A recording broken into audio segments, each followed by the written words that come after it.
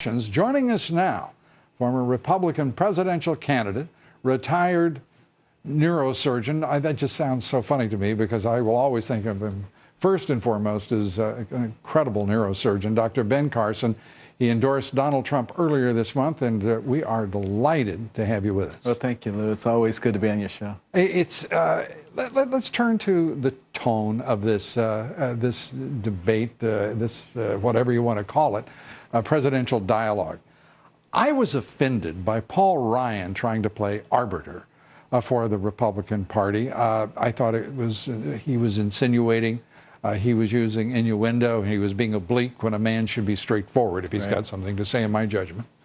What is your reaction? Well, my reaction in general is that this is such an incredibly important election that the candidates should be talking about what is it that distinguishes them from others. Mm-hmm. What is their policy? You know, as I was in the process early on, it was so hard to get anybody to talk about policy.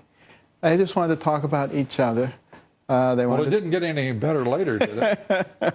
And you know, the level of maturity that is manifested, or lack of maturity, is really quite appalling when you consider the kinds of problems that we're facing in our country right now. Does anyone talk about the fiscal gap? Right. No.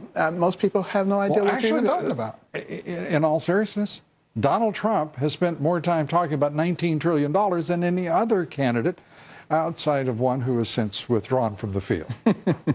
That's true, and I did try to stick to the issues, and you see where it got me. So, well, what's that old saying? You know, that if you can't give a very good sermon if you don't keep them in the pews, and it's a very delicate balance. I mean, I commiserate with you in what you're trying to do. Yeah.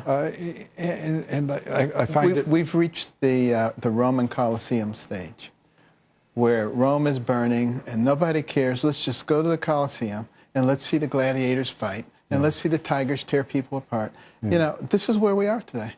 Yeah, I resist that because I think that certainly the analog with the Roman Empire is altogether too apt.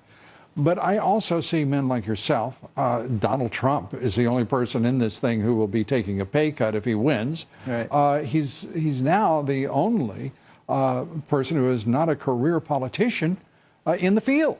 Yeah, and I've had a chance. That speaks it highly of. I've had a chance to sit down and have a heart-to-heart conversation with him, and he really does care about America. He really does want us to be successful, and he also wants to be successful. He wants to be a successful president. So he's not going to be doing crazy stuff, believe me. Yeah. He's going to surround himself with people who really know how to get things done. And he's not going to try to micromanage everything. If you think about it, the Trump empire is huge. Right. And it's very successful, and there are a lot of people involved. And believe me, he doesn't micromanage them.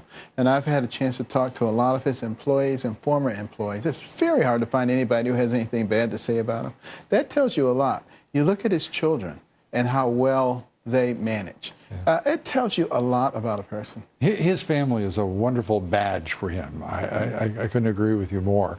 And each of them seems so talented and responsible and right in lockstep with their father. Right. One of the other things about Donald Trump, which most people don't know, and he doesn't brag about it, but you know, in the early 90s when he came down to Palm Beach, you know, many of the private clubs did not treat Jews and blacks appropriately. Mm-hmm. Donald Trump was a real warrior on behalf of the blacks and the Jews to open that situation up.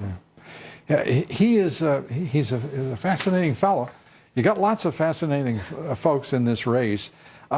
Your sense as to his, first of all, I wanted to comment about one thing, calling Jeb Bush low energy early on.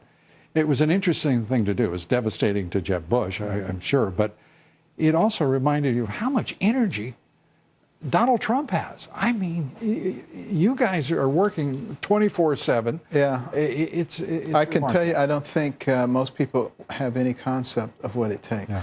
You know, getting up early every morning, going to bed late every night, sometimes 2 or 3 states in one day, now, all kinds of rallies. I hear vice presidents don't have to work as hard.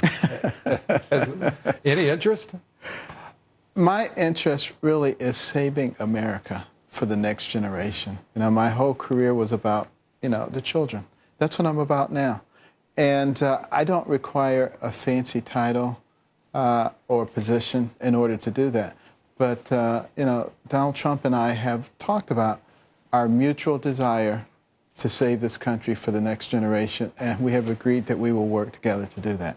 Well, let me just say, thank God the country's got folks like you. Appreciate it. Dr. Ben Carson. Thank you. We appreciate it.